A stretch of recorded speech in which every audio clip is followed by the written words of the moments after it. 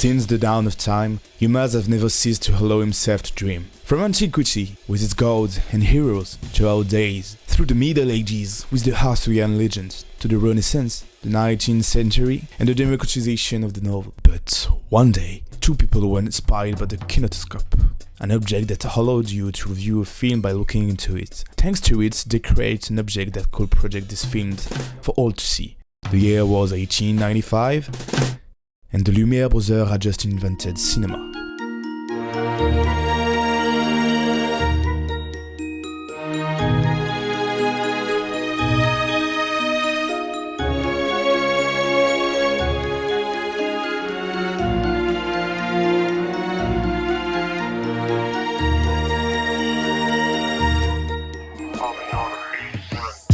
Film making. It's a vast subject, but for this video, I'm just going to give you a quick how to film cinematically tutorial. So with no more waiting, let's start. Color grading. I think that's my favorite part of making a video. Color grading means going from this to that. It sounds magical like that, and in fact, it is.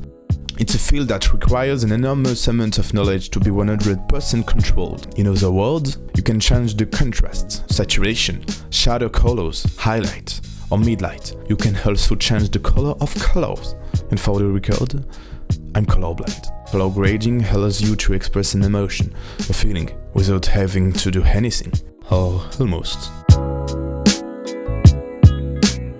One important aspect is the position and movement of the camera. It can turn a mundane scene into a stunning cinematic action, as you can see with this pen or these discs. The aim isn't to make everything hyper attractive to grab the viewer's attention like on TikTok, but to make each moment unique and magical. So the advice I'd give for this part is, watch lots of videos and get inspired by them, because, as the quotes say, good artists copy, great artists steal.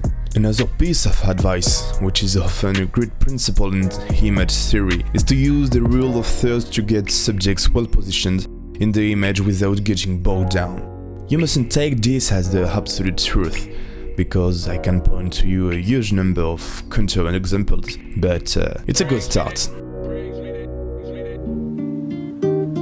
The scenario is of course a key element to take into account. The content is what will make you dream and find ever more innovative ideas for the form. So create what you want to say, what comes from your heart and what really matters to you, not what other people want to hear. I really believe that you always benefit from being 100% yourself, whether in terms of self-confidence or the quality of what you create. For example, for a video, I needed an extract where I represented the journey into love, so I had the idea of doing this.